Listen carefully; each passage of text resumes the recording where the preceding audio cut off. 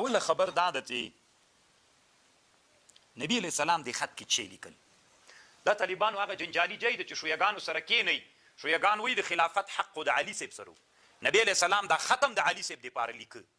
نو عمر یې مخالفت وکړ ورته یې رضی الله عنه چې نه به یې لیکي نبی علیه السلام شر و شور جوړ سو نبی علیه السلام مریض و نو طالبانو دا حدیث یو لږ جنجالي حدیثونو نه ده چې شیعهګان په نبی صلی الله په عمر رضی الله عنه باندې اعتراض کوي نو تاسو طالبانو یو څو خبرې واورئ یوه خبر دا د نبی علیه السلام په دې خط کې څه شی لیکل بعضې علما وایي دې کې نبی علیه السلام دا لیکل چې وروسته د مرګ له مانه به خلیفه څوک دی د دې په خاطر لیکه کاغذ یې لیکه چې بیا به خلیفه څوک بیا به څوک داسې نه خدای نه کرده چې بیا وروسته د صحابو خپل منځ کې په خلافت جنجالونه پیښ شي لکه د جمل او د صفین په واقعه کې اصل کې د رسول علیه السلام مقصد دا و له دې خط دا یوه رایه شوه بله رایه دا د طالبانو په دې کې نبی صلی الله علیه وسلم احکام لیکل طالبانو دا خط چې راوغوښته د خلافت متعلق شیان یې نه لیکل احکام یې لیکل او دریمه خبر دا د طالبانو دی لیکل چې هغه د خلفاو نومونه ولیکي چې وروسته له رسول صلی الله علیه وسلم نه به خلیفګان څوک وي دی لیکه طالبانو علام ابن الحجر وی په فتح الباری کې وی صحیح خبر دلته دا ده د په رایه باندې ابن حجر وی چې صحیح خبر دلته دا ده چې د احکام لیکل یعنی نبی علیه السلام بعضې داسې احکام چې ضروري ول هغه یې لیکل چې وروسته زمانه کې اختلاف رانسي نو هغه ورته ویلې څه ورته وایي عمر رضی الله عنه ورته ویلې چې قرآن د الله سته که نه هغه د مونږ کافي ده نو ته بعضې نور احکام چېشته لیکې یو څه خو مونږ ته هم پرېږده مونږ به بیا وروسته له تا نه د الله رسوله اجتهاد کوو ابن حجر وی صحیح دا و چې په دې خط کې څوک لیکه احکام لیکل دې کې د خلافت باب بیخي لیکل کېده نه طالبانو دا یوه مسله شوه او یوه مسله طالبانو دا ده چې دا عمر رضی الله عنه د دې خط مخالفت وکړي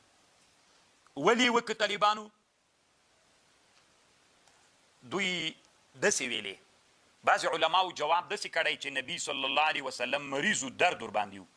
نو د درد په حالت کې چې کومه خبر د سړي نه وځي هغه د په اختیار کې نه وي نو بعضې علما وایي عمر صاحب ځکه دا خبره وکړه چې نبی علیه السلام خپل اختیار کې نه ده خو دا خبر طالبانو بعضې شارحینو رد کړي وروسته بخاري کې طالبانو یو ټکی داسې راځي بیخي دا ټکی طالبانو داسې خطرناکه ټکی یعنی نبی علیه السلام نعوذ بالله چټیات وایي داسې یو لفظ بخاري کې راځي هلته هم بیا په دې ټکي باندې تمرکز کوو صحیح دا د طالبانو عمر رضی الله عنه چې کله نبی علیه السلام غوښتنه وکړه چې ما ته خط راوړي علما وایي دا خط د وجوب دپاره نه و که چېرته دا خط دا د باب د اصلاح او د ارشاد دپاره و دا خط طالبانو د وجوب دپاره نه و ځکه که د وجوب دپاره وایي طالبانو بیا عمر رضی الله عنه هېڅکله د دې مخالفت نه کو اصل کې دا مصلحت او د ارشاد دپاره دا خط رسول صلی الله علیه وسلم راوغوښته د وجوب دپاره نه و چې عمر رضی الله عنه د مخالفت کړي وي نو طالبانو شارحین ټول هر یوه خبره کوي بعضې یو جواب طالبانو هغه کوي څه ورته وایي امام خطابي یو جواب کړی د ابن حجر رد پې کړی ده امام خطابي وایي دا داسې چل و چې عمر رضی الله عنه ځکه د نبي علیه السلام دا خط راوړل باندې رد وکړه چې نه مه یې راوړئ عمر صاحب مطلب دا و چې نبی علیه السلام ویلي چې زه به خلیفه درته ولیکم چې ما نه به وروسته خلیفه څوک دا به زه درته ولیکم عمر صاحب ورته ویلي چې که دا موږ ته تعین کړي نو بیا خو باب د اجتهاد بیخي بند سو پرېږده موږ هم انسانان یو موږ به هم یو څه اجتهاد وکړو ثواب د خپل اجتهاد یو فضیلت و ثواب د موږ به اجتهاد وکړو پس د تا له مرګ نه به اجتهاد وکړو فکر به وکړو چې کوم یو سړی اهل ده دا موږ ته ډېر دلایل ویلي دي په هغه دلایلو کې به اجتهاد وکړو امیر د مسلمانانو به معلوم خو دا خبر طالبانو ابن جوزي په امام خطابي رد کړی وي دا خبر صحیح نه ده غلطه خبر ده نو اجتهاد خو تنها د یوه مسله نه وه که نه په زرګونو په لکونو مسلې دي نورو کې د اجتهاد کوو دا خبر طالبانو صحیح نه ده زه یوه خبر طالبانو کوم چې رشید احمد ګنګوهي صاحب یو جواب کړی طالبانو او د رشید احمد ګنګوهي رحمه الله د جواب ته تاسې غوږ ونیسئ بیا وروسته اخر کې د مجدد الفساني صاحب خبر درته کوم رشید احمد ګنګوهي صاحب وایي اصل کې رسول علیه السلام چې ویلي ما ته یو خط قلم راوړي کتابچه راوړي زه لیکل درته وکم کاغذ راوړي چې لیکل داسې لیکل چې پس له مرګه د ما نه به خلیفه ابوبکر صدیق وي لکه حدیث کې خو دلته یو هم نه ده راغلی چې څوک خلیفه یې تعینوه نو عمر رضی الله عنه ورته ویلې چې ای د الله رسوله نو که ته وفات سولې موږ ټول په دې اتفاق لرو چې د مسلمانانو امیر به څوک ابوبکر صدیق نو خط لیکلو ته څه ضرورت ده ځکه طالبانو رسول علیه السلام چې مریض و د دې مرض په وخت کې خپل جانشین څوک ابوبکر صدیق و نو هغه هسې خلیفه ده څوک جنجال نسي کولی همغه مستحق د خلافت ده بل څوک خلیفت نسی کولی بس ته به دی خلیفه ده. نو طالبانو عمر رضی الله عنه خو د دغه وجې نه مخالفت وکړ. نبی علیه السلام ولې ځان تکلیف یې چې لیکې به ابوبکر صدیق به خلیفه خو بېلغه علامه هغه وی اصل کې د دې عمر رضی الله عنه چې وه د مخالفت د رسول علیه السلام سره چې وغه له دغه باب دا یو. او بل دا د طالبانو دا خط د اختبار دپاره و. نبی یا دا و طالبانو علامه سیندي وی نبی علیه السلام هغه مختارول صحابه چې ته ودرېږه ما دا کم صحابه چې تربیت کړي دي دوی کې طالبانو دومره استعداد پیدا سوی که یو مشکل مخته راسي چې دوی خپله حل کړلی سي. نو نبی علیه السلام ویلې ما ته یو کتاب راوړي چې زه خط درته ولیکم. عمر رضی الله عنه ورته ویلي نبی علیه السلام موږ دې سخت تربیت کړي یو اوس موږ په هر څه باندې پوهېږو خط لیکلو ته ذاتي ضرورت نشته ده موږ په دې باندې پوهېږو چې پس له تا نه به خلیفه د مسلمانانو څوک وي. نبی علیه السلام چې پوه شو چې ماشاءالله امتحان کامیاب سوي تکړه سوي استعدادونه او اراوې پکې پیدا سوي دي بېرته یې پرېښود. او یا دا د طالبانو نبی دا د پنجشنبې ورځ وه طالبانو که دا خط د وجوب دپاره وای او ضرور وای چې شیعهګان وي عمر مخالفت کړی ده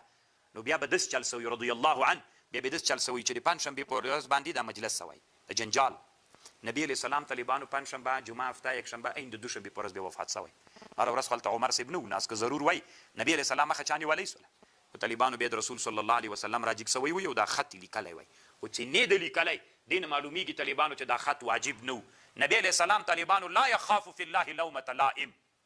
عمر صاحب چې چې د عمر صاحب د وجې نه به طالبانو نبي صلی الله علیه وسلم خط نه لیک که دا ضرور واجب خط وای طالبانو رسول علیه السلام د پنجشنبې نه تر جمعې پورې ژوندی او دوشنبې پورې ولې دا خط ونه لیکه چې نه د لیکلی د دې نه معلومیږي چې دا خط دومره ضرور خط نه و.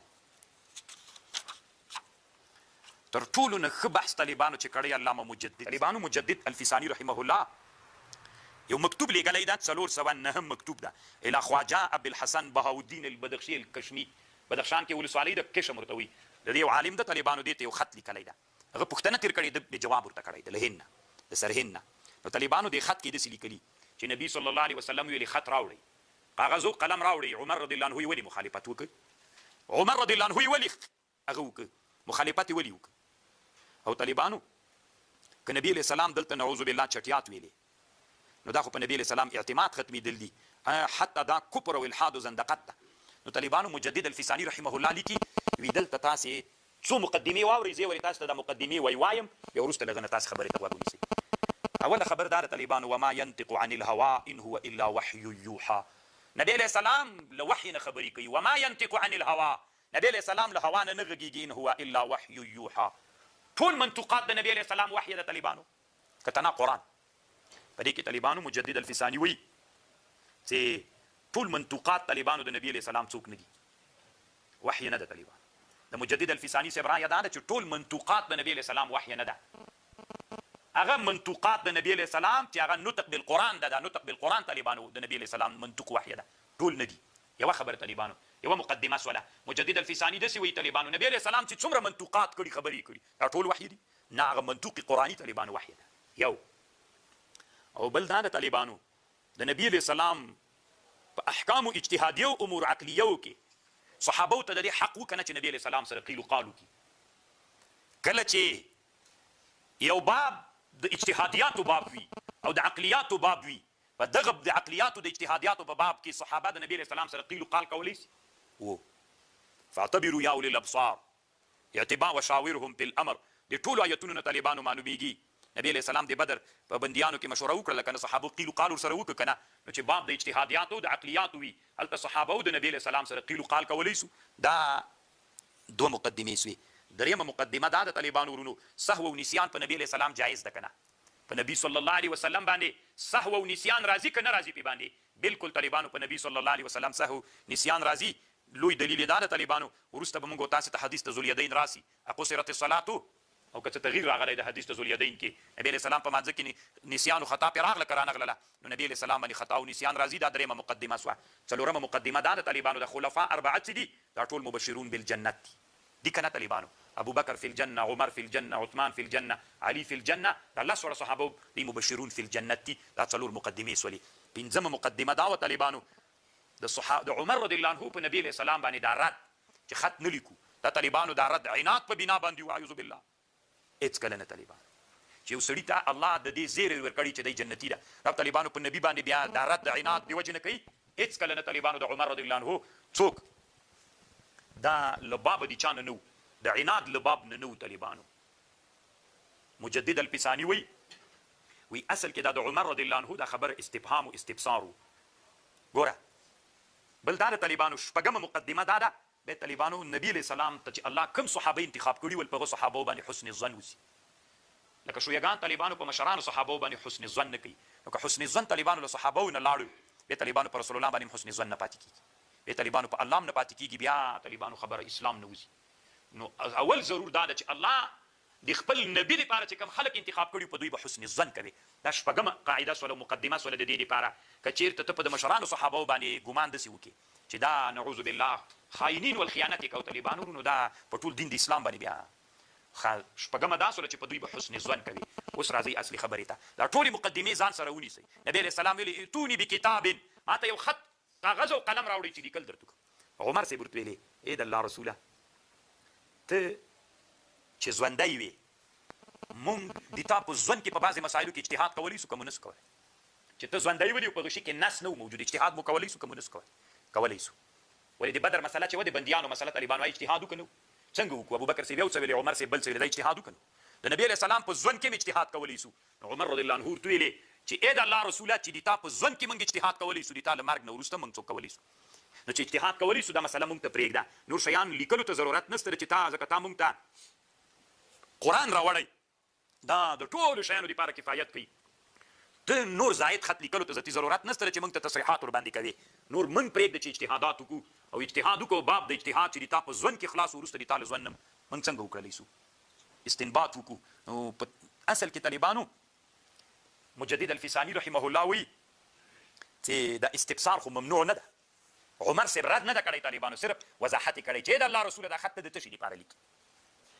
د دې لپاره یې لیکي الله رسوله دا خط چې د تا په مونږ به بیا په شیانو کې کم یو به مونږ ته ولیکې. قرآن سته د ډېرې مسلې مخته راځي، مونږ به ذاتي اجتهاد پرې باندې کوو. او دا نفس استبصار د طالبانو ناروا نه ده. که تاسې فکر وکئ کله چې آدم علیه السلام الله پیدا کو ملایکو سره مشوره وکړله. ملایکو ورته ویلې که نه اتجعل فیها من یفسد فیها ویسفک الدماء ونحن نسبح بحمدک ونقدس. دا هم طالبانو د ملایکو اعتراض نه و په الله باندې، کله وحاشه. ملایکو طالبانو په الله اعتراض کولی سي. دا طالبانو یو قسم استفسار و. یا الله پاکه داسې خلک څنګه پیدا کوي ته؟ مونږ د تسبیح هم وایو چې هغوی به وینې تویوي. څه یې کوي چې پیدا کوي؟ دا استبصار و طالبانو. نو یعنې مونږ خو پوهېږو نه ظاهر ته چې ګورو دا خو وینې تویوي. داسې خلک ولې پیدا کوي؟ ته مخکې امتحان کړي ول آدم علیه السلام نه مخکې چې د پیریانو زندګي وله. بیا طالبانو ورونو دلته هم دا له بابه د استفسار نه ده. حضرت عمر ابن الخطاب رضی الله عنه د استفسار کړي چې استفسار یې کړي طالبانو اعتراض نه و. ای د الله رسوله باب د اجتهاد خو د تا په ژوند کې خلاص و، د تا له ژوند نه وروسته هم خلاص ته، نو څه ضرورت ده لیکلو ته؟ خبر باندې پوه شولئ. اصل کې مجدد الفسانی رحمه الله وی دا مقصد ده.